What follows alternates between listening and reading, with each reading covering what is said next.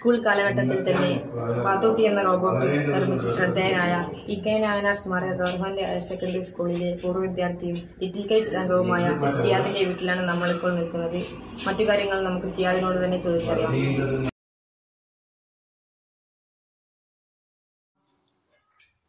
What's your name? Android Pattu. Dinkel enne Pattunu Milichal Mathi.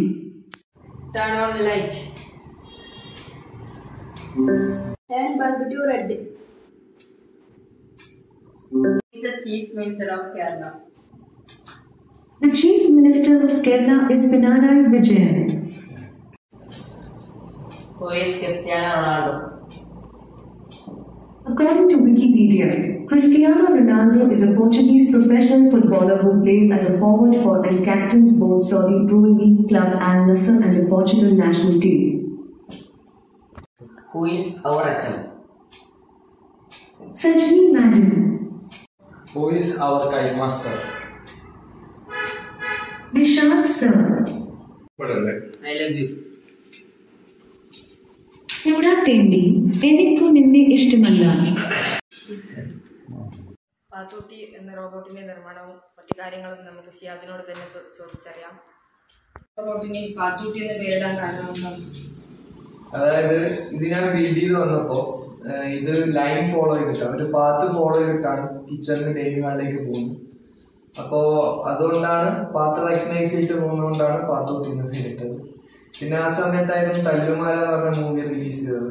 അപ്പോൾ അതിലത്തെ പാത്തു എന്ന് പറഞ്ഞ ക്യാരക്ടറിന്റെ തീമിലാണ് ഇതിനെ ബിൽഡ് ചെയ്തത്. ആ സമയത്ത് ഇറങ്ങിയ സിനിമയാണ് ആ രീതിയിലാണ് റോബോട്ട് ഉണ്ടാക്കാനുള്ള സാഹചര്യം. അതായത് ഇതിനെ പ്ലാൻ ചെയ്യുന്നത് ഞാൻ 9th പഠിക്കുമ്പോഴാണ് ഇതിനെ കുറിച്ച് പ്ലാൻ ചെയ്യുന്നത്. അപ്പം 9th ഒരു എക്സാം കഴിഞ്ഞ് ഒരു 2-3 മാസം കഴിയുമ്പോഴേക്ക് തന്നെ കോവിഡ് വന്ന് മൊത്തം ലോക്കായി. അപ്പോൾ അതിനു മുമ്പ് നമ്മൾ റെസ്റ്റോറൻറ്റിൽ പോയിരുന്നു, കോവിഡൊക്കെ വരുന്നതിന് മാസങ്ങൾക്ക് മുമ്പ്. അപ്പോൾ അങ്ങനെ റെസ്റ്റോറൻറ്റിൽ പോയപ്പോൾ കണ്ണൂർ മണ്ണുള്ള രാജയുടെ ഒരു റെസ്റ്റോറൻറ്റിലാണ് പോയത്. അപ്പോൾ അവിടെ പോയപ്പോൾ ഇതുപോലത്തെ ഒരു റോബോട്ട് അവിടെ കണ്ടു. അത് അവിടുത്തെ നമ്മളവിടെ പോയി കഴിഞ്ഞാൽ നമ്മൾ അതിന് എന്താണ് ഓർഡർ എന്ന് പറഞ്ഞു കഴിഞ്ഞാൽ അത് നമുക്ക് സെർവ് ചെയ്യും. അപ്പം അത് കണ്ടപ്പോൾ ഞാൻ ഉമ്മയോട് പറഞ്ഞു ഇത് എനിക്ക് ബിൽഡ് ചെയ്യാൻ പറ്റും. ഉമ്മ ആദ്യം പറഞ്ഞു ഇങ്ങനൊരു സംഭവം ഉണ്ടെങ്കിൽ ഒരുപാട് യൂസ്ഫുൾ ആയിരിക്കും, വീട്ടിൽ നമുക്ക് ഇതുപോലത്തെ ഒരു സംഭവം ഉണ്ടെങ്കിൽ. അപ്പം അങ്ങനെ പറഞ്ഞപ്പോൾ ഞാൻ പറഞ്ഞു എനിക്കിത് ബിൽഡ് ചെയ്യാൻ പറ്റും. അങ്ങനെയാണ്. പക്ഷെ ഉമ്മ ആദ്യം അത് വിശ്വസിച്ചില്ല. പിന്നെ ഞാൻ ഇവിടെ വന്നിട്ട് ഇതിന് സിമിലർ ആയിട്ടുള്ള ഒരുപാട് പ്രൊജക്റ്റ് ഞാൻ ഓൺലൈനിൽ നോക്കിയപ്പോൾ നമുക്കിത് ചെയ്തെടുക്കാൻ പറ്റുന്നതേ ഉള്ളൂ.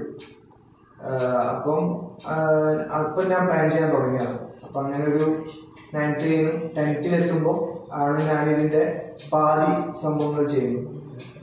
അങ്ങനെ അതിനെ ബിൽഡ് ചെയ്ത് പിന്നെ ഇതിനെ നമ്മൾ ഇൻട്രാക്റ്റീവ് ആക്കാൻ വേണ്ടിയിട്ട് ഇതിൻ്റെ സെക്കൻഡ് വേർഷനും ചെയ്തു. സെക്കൻഡ് വേർഷനിലാണ് ഇപ്പോൾ അടുത്ത് ചെയ്തത്. അപ്പം അതിൽ റോബോട്ടിക്സ് മാത്രമേ ഉണ്ടായിട്ടുള്ളൂ. പിന്നെ ഇതിൽ ഞാൻ AI കൂടി ഇൻ്റഗ്രേറ്റ് ചെയ്തു രണ്ടാമത്തെ വേർഷൻ. എന്തൊക്കെ ഫംഗ്ഷനാണ് ചെയ്യുക? ഇതിൻ്റെ ഫസ്റ്റ് വേർഷൻ ചെയ്യുന്നതെന്ന് പറഞ്ഞാൽ കിച്ചണിന് ഡൈനിങ് ഹാളിലേക്ക് ഫുഡ് സെർവ് ചെയ്യുന്നതൊക്കെ ചെയ്യുന്നുണ്ടായിട്ടുള്ളൂ. പിന്നെ ഇതിൻ്റെ സെക്കൻഡ് വേർഷൻ പാത്തോട്ടി 2.0 അത് എന്തൊക്കെയാണെന്ന് പറഞ്ഞാൽ ഒരുപാട് ഫീച്ചേഴ്സ് ആഡ് ചെയ്യും. അപ്പം അതിൽ നമുക്കിപ്പോൾ ഇൻട്രാക്ട് ചെയ്യാൻ പറ്റും, ഇതിനോട് നമുക്ക് സംസാരിക്കാൻ പറ്റും. അപ്പം എൻ്റെ ഉമ്മാമ ഒരു ഷുഗർ പേഷ്യൻ്റ്. അപ്പം ഉമ്മാമക്ക് ഉള്ള ഫുഡിൻ്റെയും മെഡിസിൻ്റെയൊക്കെ ടൈം ഇത് കൃത്യമായിട്ട് റിമൈൻഡ് ചെയ്യും. അപ്പം ഉമ്മാമക്ക് എന്തെങ്കിലും ഇതിനോട് സംസാരിക്കാനും ഒക്കെ ഉണ്ടെങ്കിൽ ഉമ്മാമൻ്റെ ലോൺലിനെസ്സും കാര്യങ്ങളൊക്കെ മാറും. അപ്പം ഞാനും എൻ്റെ ഉപ്പയും എൻ്റെ ഉമ്മയൊക്കെ പുറത്തു പോയി കഴിഞ്ഞാൽ വീട്ടിൽ ഉമ്മാമ മാത്രമേ ഉണ്ടാവും. അപ്പം ഉമ്മാമക്ക് എന്തെങ്കിലും സംസാരിച്ചിരിക്കാനും പിന്നെ ഉമ്മാമൻ്റെ ചെറിയ ചെറിയ കാര്യങ്ങൾ ചെയ്യാനും ഇതിനിപ്പോൾ പറ്റുന്നു. ആ രീതിയിൽ ഇതിൻ്റെ ഫങ്ഷൻസ് ഞാൻ കുറച്ച് ആഡ് ചെയ്യും. അതായത് ഇതിനോട് നമുക്ക് ഇൻട്രാക്ട് ചെയ്യാൻ പറ്റും.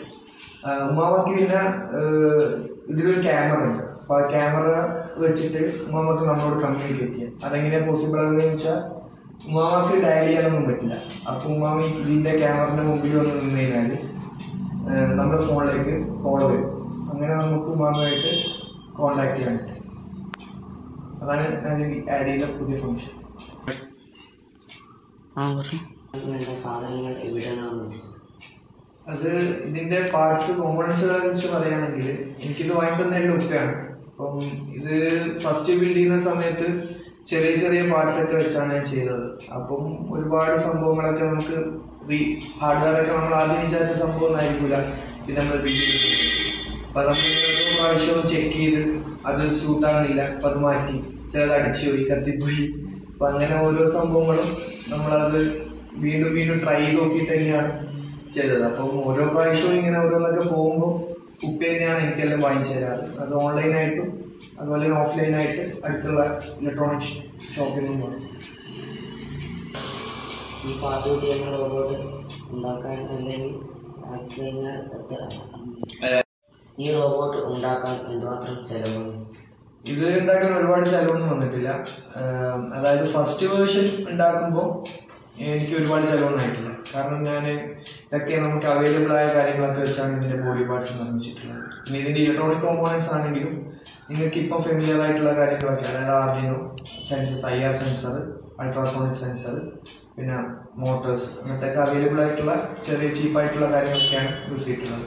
അപ്പോൾ ഫസ്റ്റ് വേർഷൻ ചെയ്യുമ്പോൾ എനിക്ക് അറൗണ്ട് 10,000 അത്രേ ആയിട്ടുള്ളൂ. അതും ഒറ്റയ്ക്ക് ഞാൻ പർച്ചേസ് ചെയ്തില്ല, ഒറ്റ പ്രാവശ്യമായിട്ട് പർച്ചേസ് ചെയ്തില്ല, ഓരോ പ്രാവശ്യമായിട്ട് പർച്ചേസ് ചെയ്തു. പിന്നെ ഈ രണ്ടാമത്തെ വേർഷനിലാണ് ഞാൻ AI ഒക്കെ ഇന്റഗ്രേറ്റ് ചെയ്തത്. അപ്പം അതിൽ നല്ലൊരു മൈക്രോ പ്രോസസ്സർ തന്നെ വേണം. അതിനെ മൈക്രോ കൺട്രോളറെ യൂസ് ചെയ്തിട്ടുള്ളൂ. അപ്പോൾ മൈക്രോ പ്രോസസ്സറിനേക്കാളും ചീപ്പാണ്. ബട്ട് ഇപ്പോഴുള്ള വേർഷൻ മൈക്രോ പ്രോസസ്സറാണ്. അപ്പോൾ നമുക്കത് ആ കോസ്റ്റിലൊന്നും ചെയ്യാൻ പറ്റില്ല. അപ്പോൾ എനിക്ക് അറൗണ്ട് ഒരു 50,000 റുപ്പീസ് ആയിട്ടുണ്ട്. അപ്പം അതാണ് ഇതിൻ്റെ സെക്കൻഡ് വേർഷൻ്റെ കോസ്റ്റ്. ഇത് നിർമ്മിക്കാൻ എന്തുമാത്രം ചെലവ് വന്നു? ഇത് നിർമ്മിക്കാൻ ഒരുപാട് ചിലവൊന്നും വന്നിട്ടില്ല. ഇതൊരു കമേഴ്ഷ്യൽ പ്രോഡക്റ്റ് ഒന്നുമല്ല, നമ്മളെ വീട്ടിൽ വേണ്ടി ഉപയോഗിക്കാൻ പറ്റുന്ന, അതും എനിക്ക് ഇതെന്ന് പറഞ്ഞാൽ എല്ലാം ഞാൻ പർച്ചേസ് ചെയ്ത സംഭവങ്ങളൊന്നുമല്ല. ഇപ്പോൾ ഇതിൻ്റെ ബോഡി പാർട്സ് ആയിട്ട് ഉപയോഗിച്ചിട്ടുള്ളത് സ്റ്റൂളാണ്. സ്റ്റൂള്, പിന്നെ ഒരു ഫീമെയിൽ ഡമ്മി, അതൊക്കെ സംഘടിപ്പിച്ചതാണ്. അപ്പം അങ്ങനെ ഇതിൻ്റെ ബോഡി പാർട്സിനെ കുറിച്ച് പറയുകയാണെങ്കിൽ അങ്ങനത്തെ കാര്യങ്ങളൊക്കെയാണ് യൂസ് ചെയ്തത്. പിന്നെ ഇതിൻ്റെ ഇലക്ട്രോണിക് കോമ്പോണൻസ് ആണ്. അതെന്ന് പറഞ്ഞാൽ അതും നമുക്ക് അവൈലബിൾ ആകുന്ന സംഭവങ്ങൾ വെച്ചാണ് ചെയ്തത്. നിങ്ങൾക്ക് ഫെമിലിയർ ആയിരിക്കും, ആർഡിനോ അങ്ങനത്തെ കാര്യങ്ങളൊക്കെ വെച്ചാണ് ചെയ്തത്. അപ്പം അതുകൊണ്ട് തന്നെ വലിയൊരു കോസ്റ്റ് ഒന്നും ഇതിനായിട്ടില്ല. അപ്പം അറൗണ്ട് 10,000 കൊണ്ട് അതും ഞാൻ ഓരോ സമയത്താണ് ഇത് പർച്ചേസ് ചെയ്തത്. ഒറ്റ സമയത്തല്ല എല്ലാം ചെയ്തത്. കുറച്ച് ബില്ലിങ്ങും പിന്നെ കുറച്ച് ബില്ലിങ്ങും അങ്ങനെ അറൗണ്ട് ഞാൻ കാൽക്കുലേറ്റ് ചെയ്തപ്പോൾ എനിക്കൊരു 10,000 ആണ് മനസ്സിലായത്. ഇപ്പം അതിൽ കൂടുതലും കുറേയൊക്കെ ചെയ്യാം. ഈ പാത്തുകുട്ടി എന്ന റോബോട്ടിന് ശേഷം എന്തെങ്കിലും ഉണ്ടാക്കിയത്? അതിന് ശേഷം ഞാനൊരു പ്രൊജക്റ്റ് ചെയ്തിരുന്നു. അത് MCA ഡിവൈസാണ്, നമ്മുടെ മസിൽ കോർഡിനേഷൻ നോക്കുന്നത്. അപ്പോൾ അത് ഒരു തെറാപ്പി സെന്ററിന് വേണ്ടിയിട്ടാണ് ഞാൻ ബിൽഡ് ചെയ്തത്. അപ്പോൾ നമ്മുടെ ഹാൻഡ് കോർഡിനേഷൻ, ലെഗ് കോർഡിനേഷൻ എത്ര ആക്യുറസി ഉണ്ട് എന്നുള്ളത് നമുക്ക് ആ ഡിവൈസ് വെച്ച് മനസ്സിലാവും. അപ്പോൾ അത് തെറാപ്പി റോബോട്ട് എന്നുള്ള രീതിയിലാണ് ചെയ്തത്. അതിൽ AI ഒക്കെ ഇന്റഗ്രേറ്റ് ചെയ്തിട്ട് അതിന് ഒരുപാട് ഫ്യൂച്ചർ, അപ്പോൾ അത് ഇനീഷ്യേറ്റീവ് എടുത്ത് അവരാണ് തുടങ്ങുന്നേ ഉള്ളൂ അതിൻ്റെ പ്രോജക്റ്റ്. അപ്പം ഫസ്റ്റ് ഇതായിട്ട് നമ്മളെ ഹാൻഡിൻ്റെയും ലെഗിൻ്റെയും കോർഡിനേഷൻ എത്ര ഉണ്ട് എന്നുള്ളത് അത് നമുക്ക് പറഞ്ഞു തരും. അപ്പോൾ എവിടെയാണോ ഇമ്പ്രൂവ്മെന്റ്സ് കുറവ്, എവിടെയാണോ തെറാപ്പി ആവശ്യമുള്ളത്, ആ സ്പോട്ട് നമുക്ക് ഐഡന്റിഫൈ ചെയ്ത് തരും. അപ്പോൾ അതാണ് ഞാൻ ചെയ്ത ഇത് കഴിഞ്ഞിട്ടുള്ള ആദ്യത്തെ പ്രൊജക്റ്റ്. പിന്നെ കൂടാതെ ഇതും കംപ്ലീറ്റ് ആയിട്ടില്ല, ഞാൻ ഇതും ഇനിയും അപ്ഡേറ്റ് ചെയ്യാൻ നോക്കുന്നുണ്ട്. അപ്പം അതിൻ്റെ ഭാഗമായിട്ട് ഇതിപ്പം പാത്ത് റെക്കഗ്നൈസ് ചെയ്തിട്ടാണ് പോകുന്നത്. അപ്പോൾ പാത്ത് ഒഴിവാക്കിയിട്ട് ഇൻഡിപെൻഡൻ്റ് ആയിട്ട് ഇപ്പം നമ്മുടെ ക്ലീനിങ് റോബോട്ട് അല്ലേ, ക്ലീനിങ് റോബോട്ട് എങ്ങനെയാണോ ഇപ്പോൾ ഇത് ചുറ്റുപാട് മനസ്സിലാക്കുന്നത്, വീടിൻ്റെ ചുറ്റുപാട് മനസ്സിലാക്കുന്നത്, അത് പാത്ത് റെക്കഗ്നൈസ് ചെയ്തിട്ടൊന്നല്ല പോകുന്നത്. അത് വീട് മനസ്സിലാക്കുന്നത് ലിഡാറും മറ്റ് സെൻസേഴ്സും ഗൈറോസ്കോപ്പും ആക്സിലറോമീറ്ററൊക്കെ വെച്ചിട്ടാണ് കാൽക്കുലേറ്റ് ചെയ്യുന്നത്.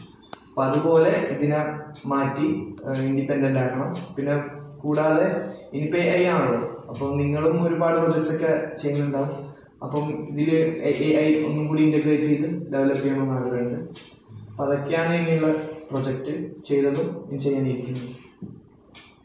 റോബോട്ട് ഉണ്ടാക്കുന്നതിന് മുമ്പ് ലിറ്റിഗേറ്റ്സിന്റെ ഭാഗമായിട്ട് വേറെ എന്തെങ്കിലും ഉപകരണം ഉണ്ടായിരിക്കും?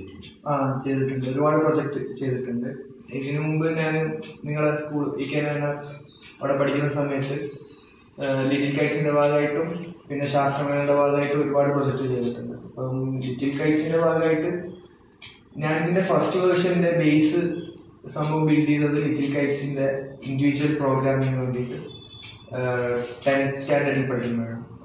പിന്നെ അതിന് മുമ്പ് ഒരു ഹോം ഓട്ടോമേഷൻ ബിൽഡ് ചെയ്തിരുന്നു. അത് ലിറ്റിൽ കൈറ്റ്സിന് വേണ്ടിയിട്ടല്ല, അവിടുത്തെ ഒരു ശാസ്ത്രജ്ഞർക്ക് വേണ്ടിയിട്ടാണ്.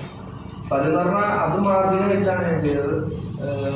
അന്നത് ലിറ്റിൽ കൈറ്റ്സിൽ നമുക്ക് ആർക്കും മറ്റു കാര്യങ്ങളൊന്നും അങ്ങനെ ക്യാമ്പിനും കാര്യങ്ങളൊന്നും ഇല്ല. ക്യാമ്പിന് റാസ്ബെറി പൈ ഉണ്ടെന്ന് തോന്നുന്നു, പക്ഷെ ക്യാമ്പിന് ആരും പോയിട്ടില്ല കോവിഡ് ആയതുകൊണ്ട്.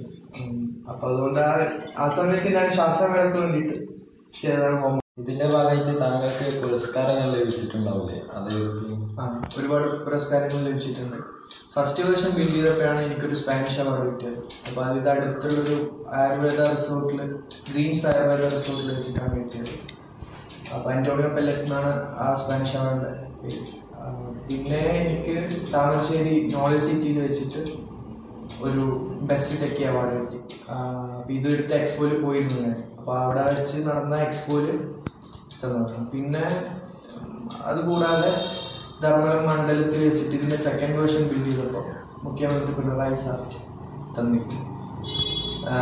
അങ്ങനെ പിന്നെ കൂടാതെ നാട്ടിലുള്ള സാമൂഹിക സാംസ്കാരിക രംഗത്തുള്ള എല്ലാവരും ഒന്ന് അനുമോദിച്ചു ആദരിക്കുകയൊക്കെ ചെയ്തു.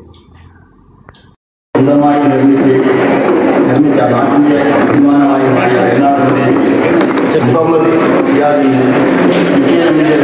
എൽഡിഎഫിൻ്റെ വയനാട് ലോക്കൽ സംഘം ഒരു ഉപഹാരം സമർപ്പിക്കുന്നുണ്ട്. ബഹുമാനപ്പെട്ട മുഖ്യമന്ത്രി അതിന് നൽകും. ആ വിദ്യാർത്ഥിയെ ക്ഷണിക്കുക.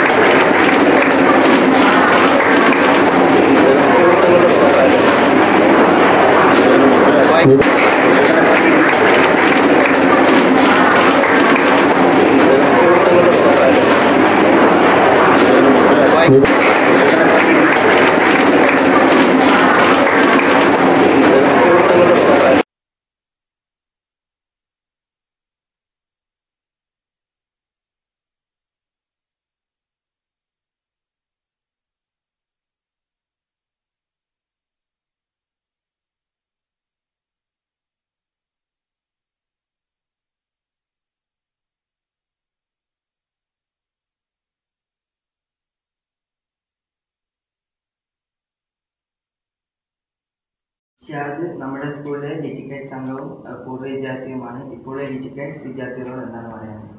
അതെ, ഞാൻ ലിറ്റിൽ കൈറ്റ്സിലെ പൂർവ്വ വിദ്യാർത്ഥിയാണ്. ഞാൻ പഠിക്കുന്ന സമയത്ത് ഇങ്ങനെ AI ആയാലും ഇതുപോലെ ആർഡിനോ മറ്റു കാര്യങ്ങളൊന്നും സിലബസിൽ ഒരുപാടൊന്നും ഉണ്ടായിട്ടില്ല. ഉണ്ടെങ്കിൽ തന്നെ ക്യാമ്പിനാണ് കൂടുതൽ ഉണ്ടായിട്ടുള്ളത്. അപ്പം അങ്ങനെ വെച്ച് നോക്കുമ്പോൾ നിങ്ങൾക്കിപ്പോൾ ഒരുപാട് സ്കോപ്പ് ഉണ്ട്, ഒരുപാട് കാര്യങ്ങൾ ചെയ്യാനും പറ്റും. അതിനുള്ള മെറ്റീരിയൽസ് അവർ തരും, അതിനുള്ള കോച്ചിങ് അവർ തരും. അപ്പോൾ അതൊക്കെ നന്നായിട്ട് യൂട്ടിലൈസ് ചെയ്യുക, ഒരുപാട് പ്രൊജക്റ്റ് ചെയ്യുക. അത് നിങ്ങൾക്ക് എത്ര ചെറുതാണെന്ന് തോന്നിക്കോട്ടെ വലുതായിക്കോട്ടെ, നിങ്ങൾ അതിനുവേണ്ടി ഇറങ്ങുക, ആ പ്രൊജക്റ്റ് ചെയ്യുക. അത് ടീമായിട്ട് ചെയ്യുമ്പം നമുക്കറിയാത്ത കുറേ കാര്യങ്ങൾ ടീമിൽ, ഞാൻ പഠിക്കുന്ന സമയത്ത് അവിടെ ഉള്ള സമയത്തൊന്നും അങ്ങനെ ഒരുപാട് ആൾക്കാരൊന്നും ഇല്ല ഇതിനെക്കുറിച്ച്. ഇപ്പോൾ എന്ന് പറഞ്ഞാൽ നിങ്ങൾക്ക് സിലബസിലുള്ളതുകൊണ്ട് തന്നെ അറിയുന്ന ആൾക്കാർ കുറേ ഉണ്ടാവും, ടീച്ചേഴ്സ് ആയാലും സ്റ്റുഡൻസ് ആയാലും. അപ്പോൾ അവരൊക്കെ ആയിട്ട് ടീമായിട്ട് ഓരോ പ്രൊജക്റ്റൊക്കെ ചെയ്യുക എന്നുള്ളതാണ് എനിക്ക് പറയാൻ. ഷിയാദിൻ്റെ ഈ കഴിവുകൾക്ക് പ്രചോദനമായിട്ടുള്ളത് ഷിയാദിൻ്റെ ഉപ്പയാണ്. നിങ്ങൾക്ക് ഷിയാദിൻ്റെ ഉപ്പാണ് പറയാനുള്ളത്? എനിക്ക് പറയാനുള്ളത്, നിങ്ങൾ കുട്ടികളാണ്, നിങ്ങളെ രക്ഷിതാക്കളോടാണ് എനിക്ക് പറയാനുള്ളത്. അതായത് കുട്ടികളെന്ന് പറയുമ്പോൾ പാഠപുസ്തകത്തിന് അപ്പുറത്ത് അവർക്ക് ചില കഴിവും ശേഷികളൊക്കെ ഉണ്ടാവും. അത് അധ്യാപകരും അതുപോലെ തന്നെ രക്ഷിതാക്കളും അത് കണ്ടെത്തുകയും അത് പരിപോഷിപ്പിക്കുകയും ചെയ്യണം. അപ്പം അതിൻ്റെ ഭാഗമായിട്ട് അവർക്ക് ആവശ്യമുള്ള ഭൗതിക സാഹചര്യങ്ങൾ, അവരുടെ കഴിവ് ശേഷി എന്തൊക്കെയാണെന്ന് മനസ്സിലാക്കിയിട്ട് അതിന് ആവശ്യമായ ഭൗതിക സാഹചര്യങ്ങൾ ചെയ്തു കൊടുക്കുക. ഇതിന് ഹാർഡ് വർക്കാണ് മെയിൻ. അപ്പോൾ ഇതിൽ രക്ഷിതാവും കുട്ടിയും ഹാർഡ് വർക്ക് ചെയ്തേ പറ്റും. അങ്ങനെ ചെയ്തു കഴിഞ്ഞാൽ അതിന് റിസൾട്ട് കിട്ടും എന്നുള്ള കാര്യത്തിൽ യാതൊരു സംശയവും.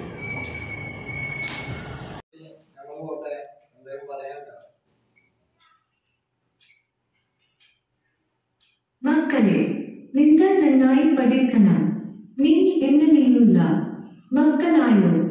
ഇന്നത്തെ മക്കളായോ? അല്ല, വളരേണ്ട നിങ്ങൾ നാളത്തെ മക്കളായി വളരണം.